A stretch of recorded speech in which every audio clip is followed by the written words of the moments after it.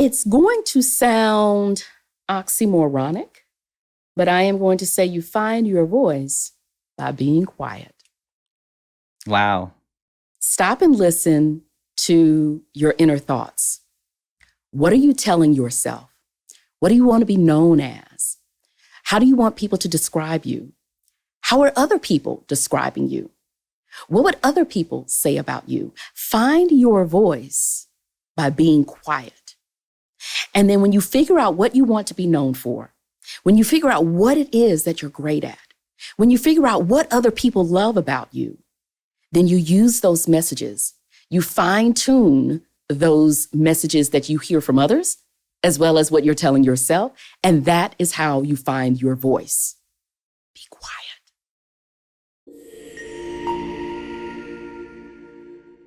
Hello, everyone, and welcome to this episode of East Valley Business, the podcast. My name is David Key. I am your host today, joined by Bridgett McGowen, an accomplished speaker, author. I mean, there's so many things that you do, and we'll get into that. But first of all, thanks for being here. And how are you doing today? Thank you. It's great to be here. I am fantastic. Thanks for the opportunity, David. Absolutely. So for everyone tuning in who might not know you, just a little context, a little of your background would be great. Just some highlights of your career. Sure. So my background is actually in teaching. I started off as an adjunct faculty member in the Houston area and then became a full-time faculty member at Prairie View A&M University. I love PD. And it just kind of moved and grooved, and I did a lot of things in higher ed and then ended up becoming a faculty development consultant for an ed tech company, and that's what brought me out to Arizona. And I had 13 states out in the West, and one thing led to another at that ed tech company. The next thing you know, my entire team was let go, David. Oh my gosh. Yes, that was 2015. They kept 4 of us. I was one of the 4 they kept. Not surprised they kept you. Oh, you're too kind. You're too kind. So anyway, they changed my title, changed my job description, new manager, all that good stuff. And the next thing you know, 4 months later, we were let go. Oh. Yeah, that's tough. Yeah. And so here I was, I'd been traveling the country, doing all of these workshops and conferences and professional development sessions with faculty members alongside an amazing set of team members. And I was trying to find another position like that. I knew it wasn't out there. So I said, you know what? There are a lot of people who've been doing this professional speaking thing full time. I'm going to give it a gander. I love what I do, but most importantly, others seem to love what I do, and they had takeaways and they were excited on the stage or in the audience when I was on the stage. So I became a full-time professional speaker in 2016 and never looked back. 2016. Wow. 8 years ago feels like an eternity, right? It does. It's going by really quickly, though. I've been a professional speaker since 2001. Yeah. But in terms of full-time on my own doing it, Mm-hmm. it's been great. Yeah, when people see me speaking and they go, oh my gosh, you're such a good speaker. I say, I've been doing it a long time. I think I started at 3 or 4. There you go. Yeah. And I got to say, you're a master communicator. And a big part of seeing that origin in education for me is about impact. It's about you give and people respond and they feel enriched and you respond to that and you grow with them, right? Right. And I only have that context because my mother's a teacher. A very soft spot in my heart for teachers. Love educators. It's such a career of give. Yes. Right? Yes, without a doubt. Yes. Without a doubt. So you lead an exciting life. We talked a little bit about the travels, about, the accomplishments. It feels good to be reaffirmed along the way, to know that you're on the right path, that you're benefiting others, right? Yeah. Is there a moment in your career, a proudest moment, a moment where you knew that I'm on the right path, I'm doing the right things? Yes. And it starts with the word no. Let me tell you. I submitted a proposal to speak at a local conference. It was an organization that also has an international arm, if you will. And it has a lot of local chapters. And so let me tell you, David, I submitted a proposal to speak at that conference. And they told me no, thank you. And I was crushed, okay? Not because of that no, But because I had submitted virtually the same proposal verbatim to their international conference. So I said to myself, David, I mean, come on. If I'm not good enough for the local conference. I see the thought process. Right? The international conference is going to say give me a yes. You're right. So I had just, I still had the international conference on the calendar, marked in tentatively, but I was feeling like that wasn't going to happen. However, several months later, I did get a yes from the international conference. And that was one of many proud moments where I thought, you know what? A no does not mean no. It doesn't mean rejection. It means a redirection. A no doesn't mean no, absolutely. It means next opportunity. So that's a proud moment, just taking that and saying, you know what? Be real with yourself, Bridgett. Are you really going to have an opportunity on the bigger stage where Oprah was also speaking? All right. I know. Are you really going to have that opportunity? Yeah. And just being humble and being honest with myself and just sitting back and letting things happen the way they're supposed to happen.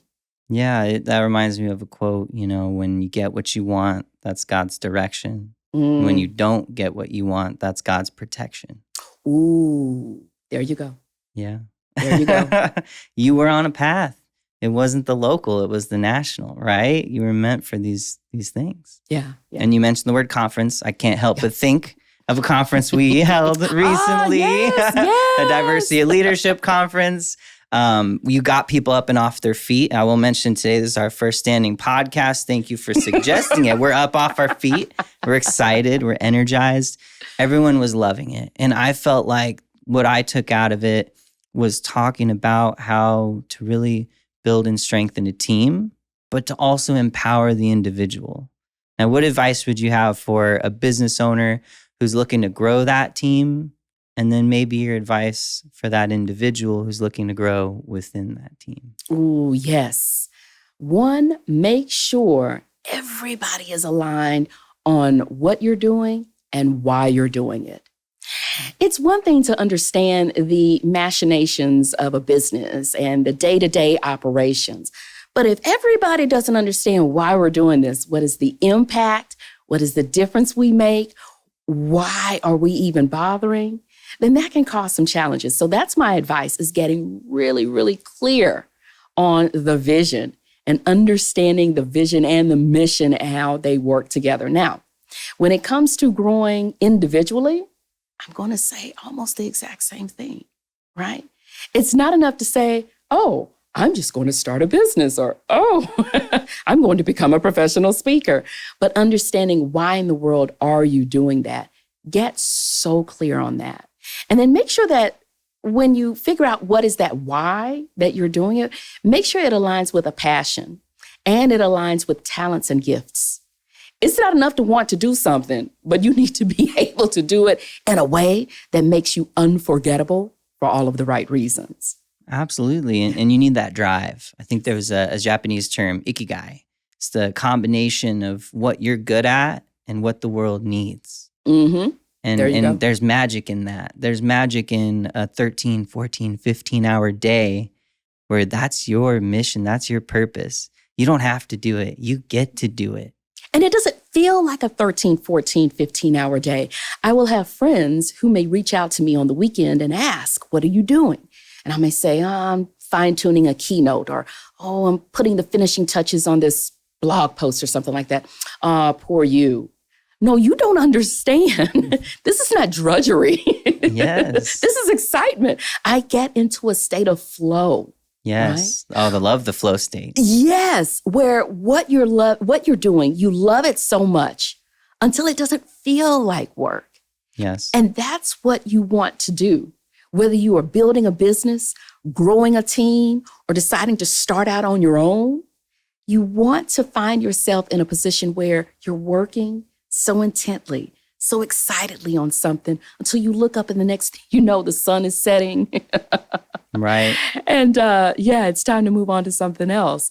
But That's where the magic happens, is finding not only what you're good at, but what you love and what other people love too.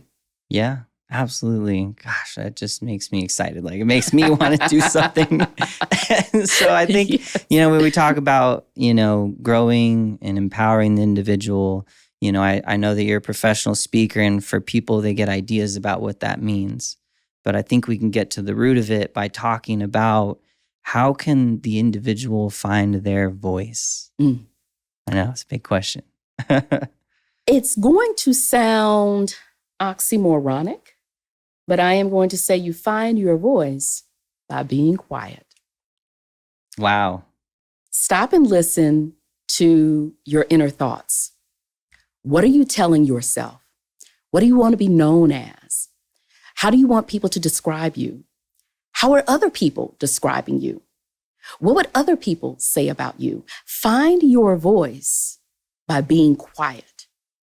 And then when you figure out what you want to be known for, when you figure out what it is that you're great at, when you figure out what other people love about you, then you use those messages. You fine-tune those messages that you hear from others, as well as what you're telling yourself. And that is how you find your voice. Be quiet. That is ironic, right? Oh my gosh. I love that. Yeah. Not the answer I was expecting, but that's exactly why you're here, right? We're breaking new ground. We're standing up. Right. We're getting into the weeds on things. Yes.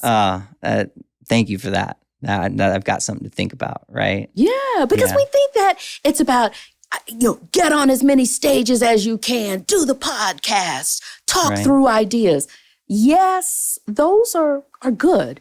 Yeah. But first you need to just get silent for a second and figure out, what is your message? What is the big aha? What do you want to be known for? Yeah. When people think of X or blank, fill in that blank. When people think of whatever that is, you want your name to be synonymous with it. But you have to take the time to be quiet, to figure that out.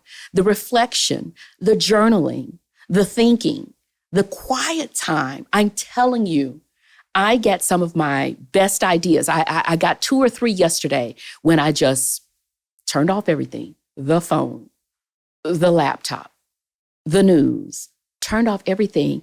And I was working on a proposal. And it felt like a dissertation, David, let me tell you.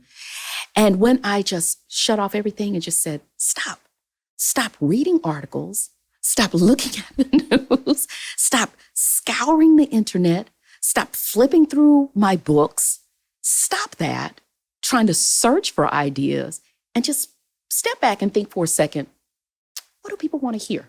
It's a conference in 2025. What do people need to know? What are they thinking about? What am I already good at? What are the messages I already put out there? Just think for a second. And I'm telling you, after about 15 minutes, David, I had to rush to my laptop and crank it all out very quickly before I forgot it. The magic strikes. You find the voice when you shut up. I'm loving that. Put that on a bumper sticker, huh? I'm telling you. And if y'all do, I'm coming after you. Is that your royalties? Your next book? There you go. Oh, nobody's stealing that. We're copywriting that now. Here now, documented. I love that. It really reminds me of, the people that start businesses are people who can't stop themselves from starting businesses. I believe that, but there has to be some restraint. There has to be calculated effort. There has to be some educated guesses along the way, right? Yes, and how do you do that? You observe, you build your awareness, right? You conserve your energy so that you can release it, right? We talked about energy. I'm kind of a spiritual person, so that magic energy, really plays into the individual's strength and power. What would you say is your superpower? Ooh. I would say one of them is hearing a message or seeing a message, understanding it without it having to be spoken out loud, and being able to see people and shine a light on people who don't feel like they're seen or heard. I think that's my superpower. I People don't believe me when I say this. I am very much so an introvert, but I get my energy from shining the light on other people. So I think that's my superpower, like being able to see those who feel like they're not seen, being able to hear those who don't feel like they're heard, being able to hear those messages. I can tell when someone is changing their train of thought. Mm-hmm. I know what it was they were getting ready to say. I know what it was they were getting ready to say. And oftentimes I know what they're getting ready to say before they say, maybe I'm psychic. Maybe psychic, great superpower. Maybe that's what all of this is adding up to.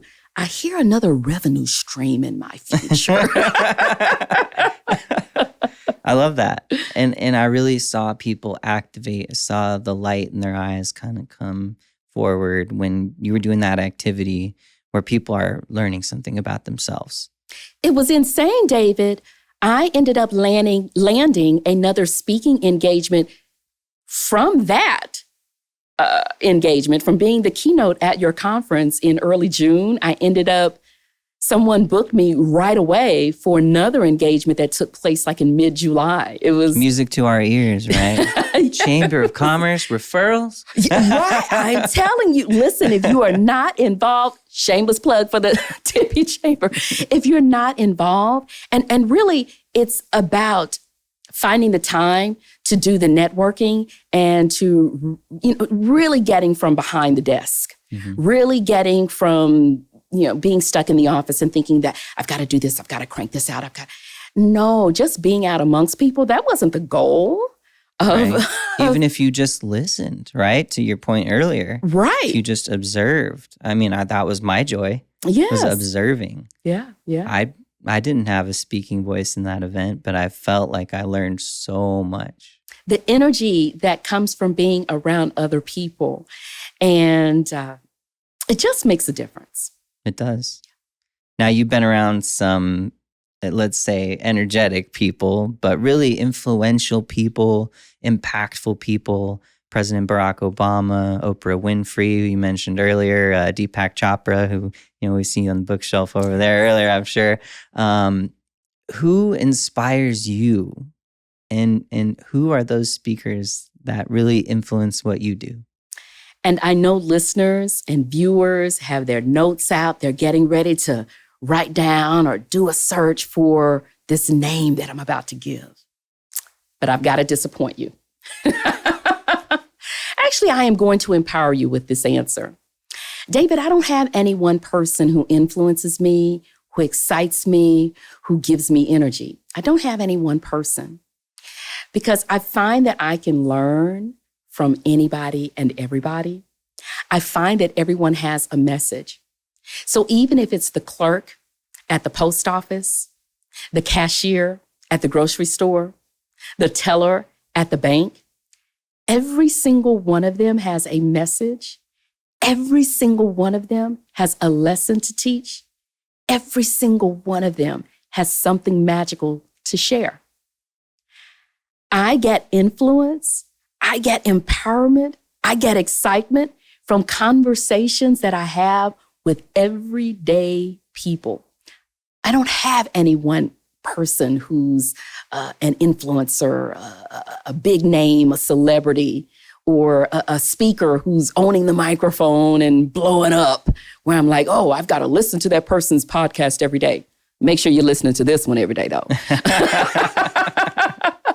Love that. I find inspiration in everybody. I find lessons from everybody. Yeah, and those great people have great teams, putting great ideas together, right? And gosh, I mean, when you say that, like every person has an impact and an influence. Just the other day, I was just walking down the street and this guy asked me like, good morning, is there anything I could do for you? I thought it was such an interesting question, but he's out there serving the world. He's seen how this goes. Yeah. And I think he's seen the power in asking, right? Yeah. And so, if there was something that you could ask of our viewers to do, but also to connect with you, right? Because I think there's value in that continued connection. Will be that first step. The first step is, one, I want you to find your passion. I want you to stop, get quiet, And ask yourself, what is my why and how does that intersect with my passion? That's one. Mm-hmm. The second is to, I don't know, maybe tune into one of my podcasts, since we're in the podcast world right now. So I have two. One is Own the Microphone. And that one's all about presentation skills. That's my jam as a professional speaker. And then the second one is Convos on Confidence. Okay. That one came about, David, because I would have people ask me, where do you get your confidence from? Because on a stage, I'm telling you, I can be a totally different person. I just have that, I don't know, it's something about a microphone. It gets clipped to the lapel and I'm just transformed into someone else. And not all heroes wear capes, huh? Sometimes it's a clip on the lapel. There you go. There you go. So people will ask, where does the confidence come from? And I never could point to any one particular person, book, idea, nothing. So I said, you know what? I'm going to seek out other people who are confident. And I am going to ask them, where do you get your confidence from? What do you do when you're in a slump? What do you do when you have a tough day?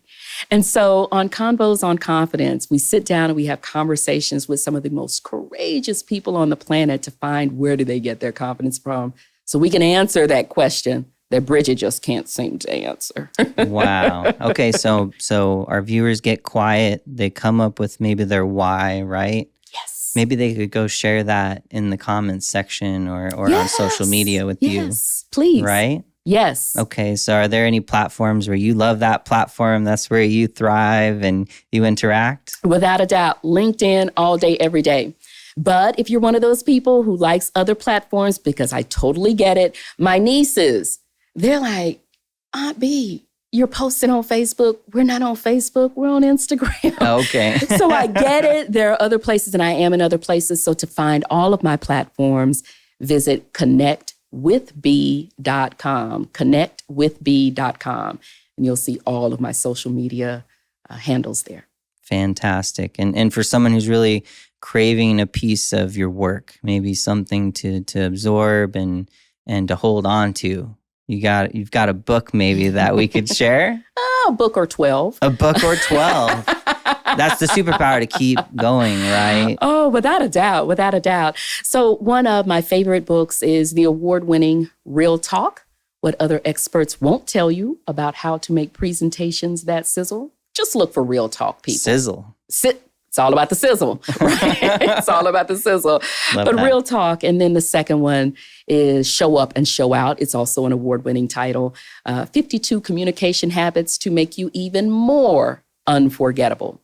So they're available on Amazon, Barnes & Noble, wherever you love to buy your favorite reads. All right. Well, I know I've got to pick up a book soon. I've got a plane I'm going to be on next week.